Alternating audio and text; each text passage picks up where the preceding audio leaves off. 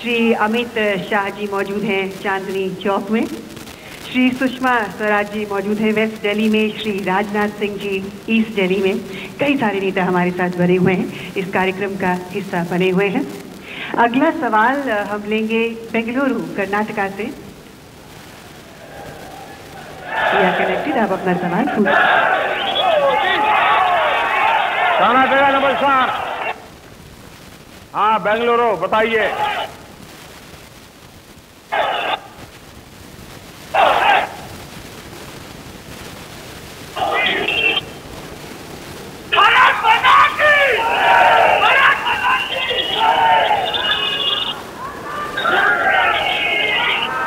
आप सवाल पूछिए, वो अपने आप नारा बंद करेंगे।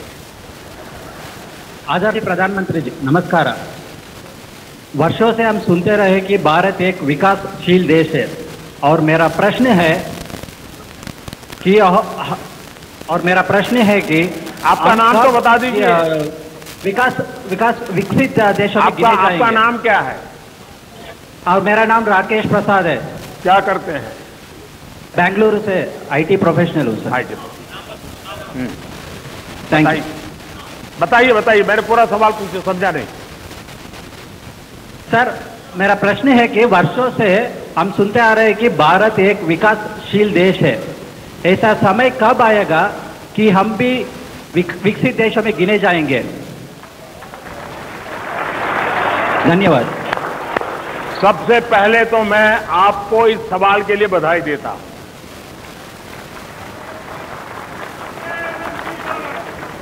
जब हिंदुस्तान के सामान्य मानवी के दिल में ये इच्छा जगती है, इसका मन में एक भाव जगता है कि भाई कब तक विकासशील, कभी तो विकसित देश बनना चाहिए। और ये सवाल में वो एक इच्छा पड़ी है, आकांक्षा पड़ी है, और कर सके ऐसे व्यक्ति पे भरोसा भी पड़ा है।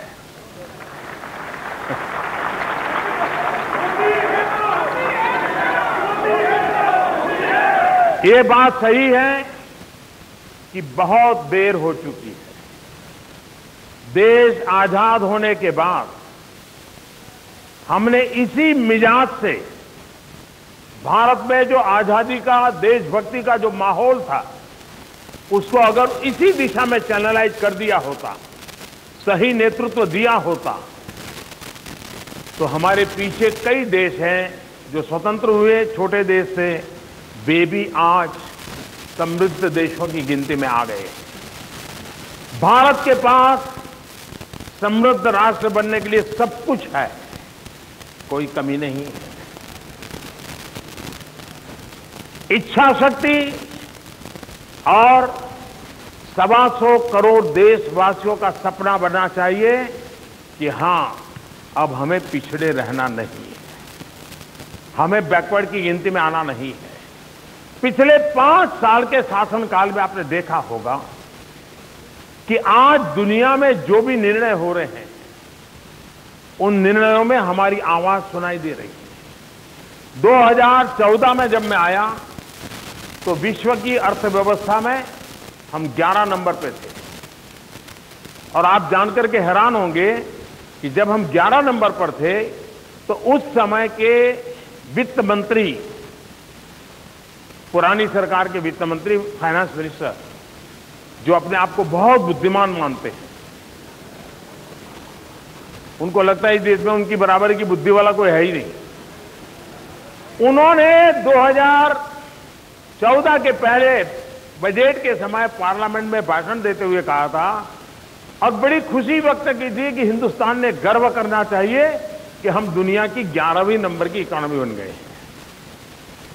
मैंने कोई हो हल्ला नहीं किया, कोई ढोल नहीं पीटे, आज हम नंबर 6 पे आ गए।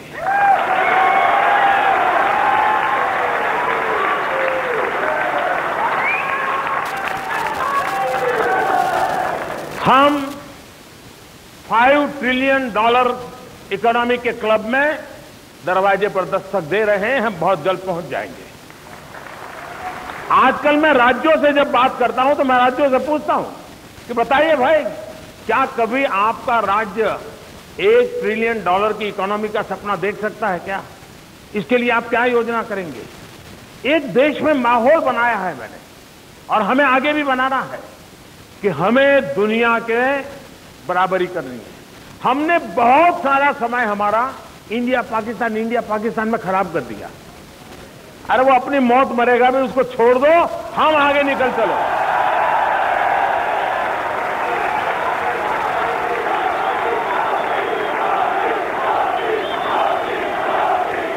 हम दुनिया की जो समृद्ध देश है, शक्ति है, उनके साथ जुड़े।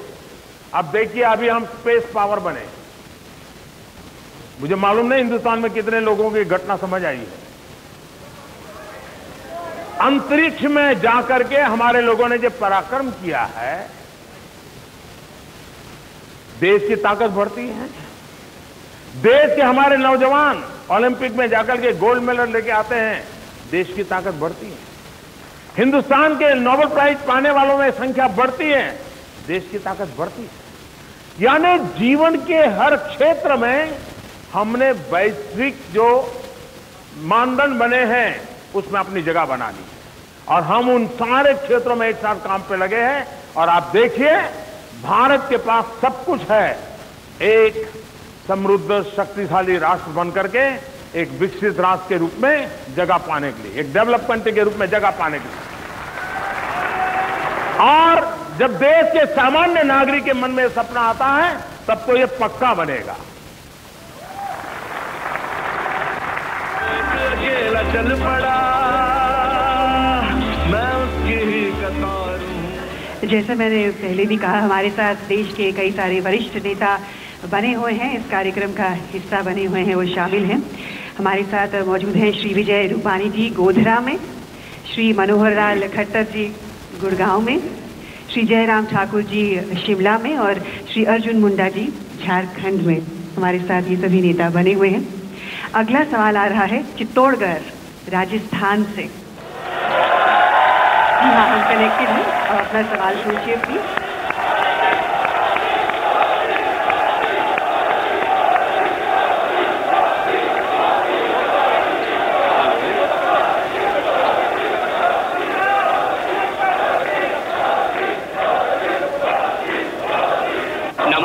चित्तौड़गढ़, नमस्कार महोदय।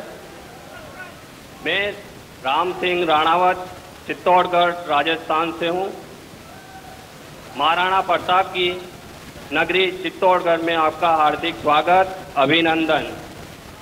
मेरा क्वेश्चन, जब आप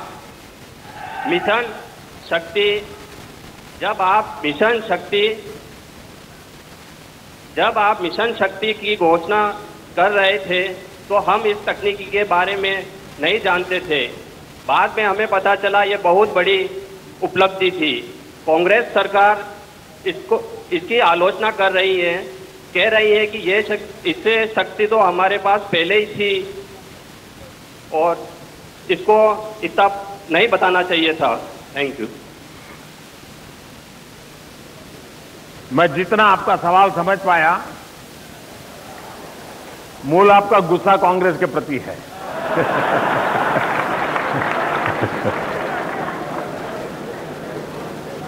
देखिए, बात सही है कि ये मिशन शक्ति अभी भी हमारे देश के, और ये तो चुनाव की गर्मी में बहुत ही अच्छी चीजें चुनाव के चश्मों से ही देखी जाती है, तब गड़बड़ हो जाती है। इससे चुनाव का कोई लेना देना नहीं। हमारे देश के वैज्ञानिकों ने वो सिद्धि हासिल की है, हर हिंदुस्तानी इसके लिए गर्व करेगा। दुनिया में हमारे पहले ये काम 3 देशों ने किया है, हम चौथे नंबर पे हैं, अमेरिका, रशिया और चीन।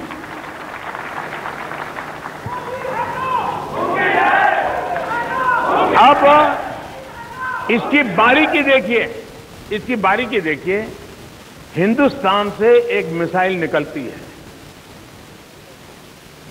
3 मिनट में जाकर के अंतरिक्ष में करीब 300 किलोमीटर दूरी पर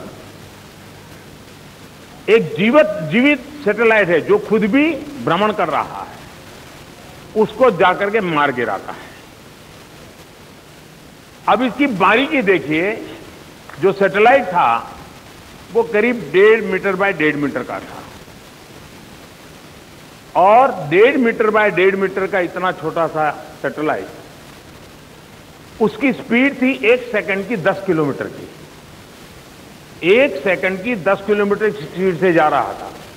यानी जैसे कि पंखी उड़ रहा है, मारना है, तो उसकी स्पीड भी तो 10 किलोमीटर नहीं होती है।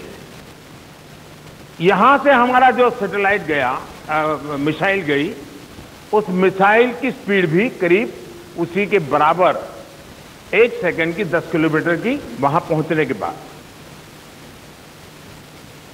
वो यहां से सैटेलाइट आ रहा था, ये यहां से जा रही थी, और ये सारी प्रक्रिया यहां से उसका निकलना और वहां सैटेलाइट से को खत्म करना, ये सारी क्रिया 3 मिनट में हुई। और आप हैरान हो गए जान करके, जो 1.5 मीटर बाय 1.5 मीटर का जो सेंटर पॉइंट था, इससे मुश्किल से 2-3 सेंटीमीटर साइड में, ये बीच में बिल्कुल बीच में जाकर के इसने वार किया और उस सैटेलाइट को उसने तोड़ दिया, खत्म कर दिया। ये क्या है ताकत? आज जो भी, अब जैसे मैं ये टेक्नोलॉजी से सबसे बात कर रहा हूं, उसमें स्पेस टेक्नोलॉजी का सबसे बड़ा रोल है, अंतरिक्ष का रोल है, इसमें सैटेलाइट का रोल है। आप घर में टीवी देखते हैं, सैटेलाइट का, मोबाइल फोन से बात करते हैं, सैटेलाइट का रोल है। अब भविष्य में दुनिया में वो ताकत जरूरी बन गई है कि कोई अगर मान लीजिए अपनी ताकत से हमारा एक महत्वपूर्ण सैटेलाइट गिरा दे, तो हमारा तो देश ठप हो जाएगा। हमारे विमान नहीं उड़ेंगे, हमारी ट्रेन नहीं चलेगी, हमारा मोबाइल नहीं चलेगा, सब बंद हो सकता है, इतनी ताकत है। अब मुझे बताइए, क्या हिंदुस्तान ने इस चीज के लिए इंतजार करना चाहिए? हमारे साइंटिस्टों को भरोसा है, ज्ञान है, तो किसी ने हिम्मत करके निर्णय करना चाहिए कि नहीं करना चाहिए? हमने किया। दूसरी बात है, एक बुद्धिमान नेता कहते हैं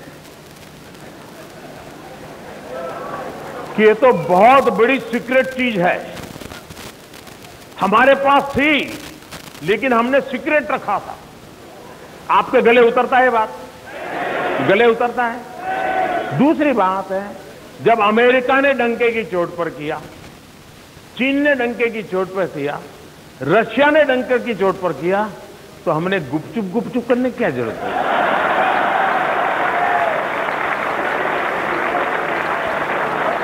अच्छा, इनको साबु का उपयोग करना चाहिए। बुद्धिमान व्यक्ति को साबु का उपयोग करना चाहिए। साबु यानी सामान्य बुद्धि।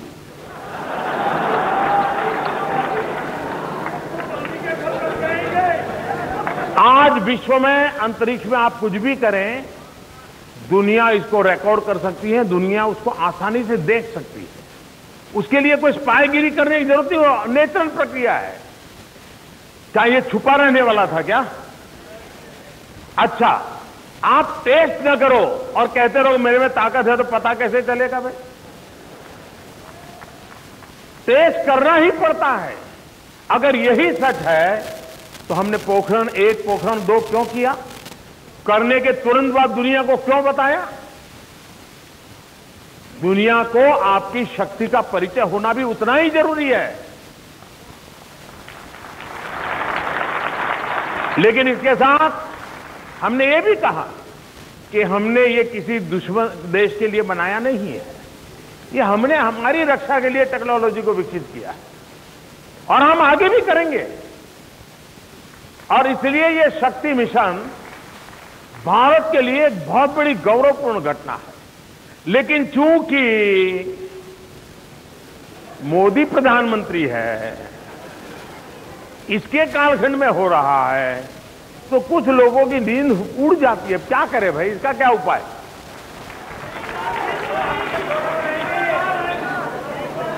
तो ये मुसीबत उनको मुबारक।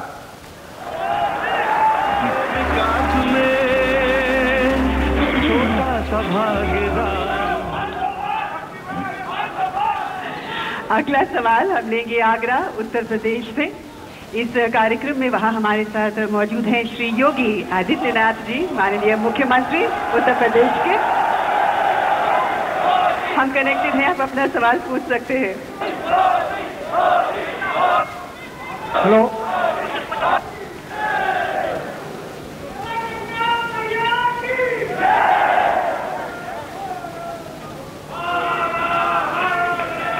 उत्तर प्रदेश को नमस्कार, जल्दी सवाल पूछिए।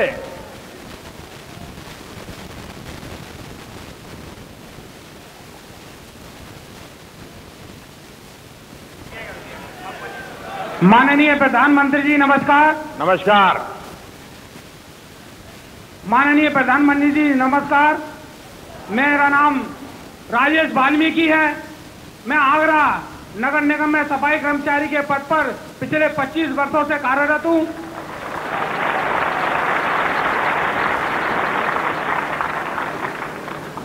हेलो, हाँ बोलिए वाल्मीकि जी, बोलिए। प्रधानमंत्री जी नमस्कार। नमस्कार, मैंने सुना आप आगरा से हैं, वाल्मीकि आप है। सफाई कर्मचारी हैं, वाल्मीकि आपका नाम है, बताइए। सफाई कर्मचारी के पद पर पिछले 25 वर्षों से कार्यरत हूं।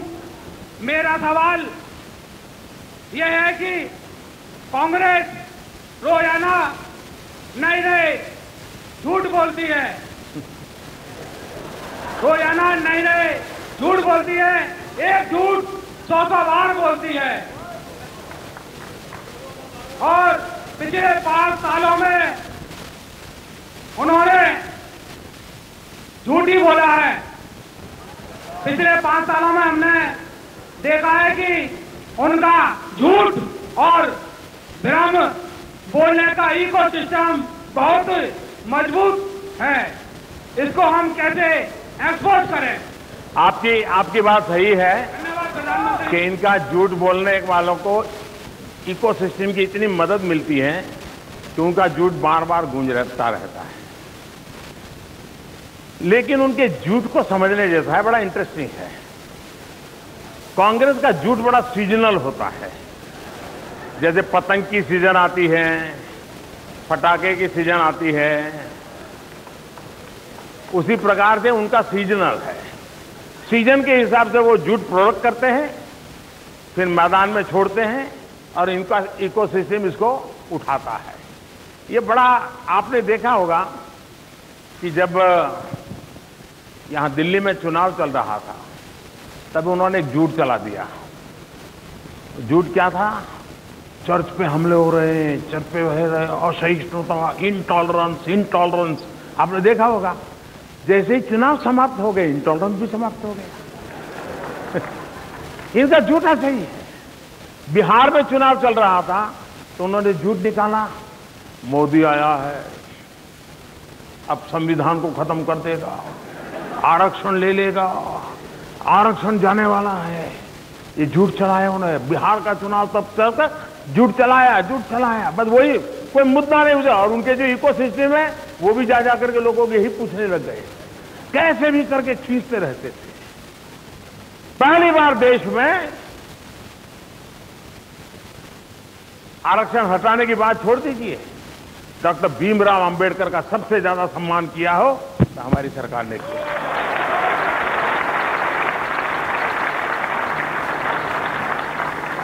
संविधान के द्वारा ओबीसी को कमीशन बना करके उसको संवैधानिक दर्जा देने के लिए हमें पार्लियामेंट में बिल लाए। 2-2, 3-3 सत्र तक उसको लटकाए रखा उन्होंने, लेकिन झूठ बोलते रहे। अभी पार्लियामेंट में हमें कानून लाए, संविधान में परिवर्तन किया, सामान्य वर्ग के 10%, सामान्य वर्ग के गरीबों को 10% आरक्षण, और किसी का छीने बिना, समाज में कोई तनाव पैदा हुए बिना, न किसी के पुतले जले, न आग लगी, कुछ नहीं, प्रेम से समझौते से कर लिया हमने। और देश के सामान्य वर्ग के गरीब जो सालों से मांग कर रहे हैं उनको मान सम्मान करने का हमने काम कर दिया। लेकिन उन्होंने चलाया कि देखिए आरक्षण ले लेगा, आरक्षण ले लेगा। उसके बाद उन्होंने एक अवार्ड वापसी गैंग आई, कोई घटना हो गया है, अवार्ड वापसी गैंग मैदान में आ जाती है। मैंने सरकार में पूछा यार क्या क्या वापिस आया, जरा बताओ तो। अखबार में आता है, मैंने तो कहीं देखा नहीं। न उनको रुपये मिले हैं अवार्ड के साथ, वो भी वापिस नहीं आए।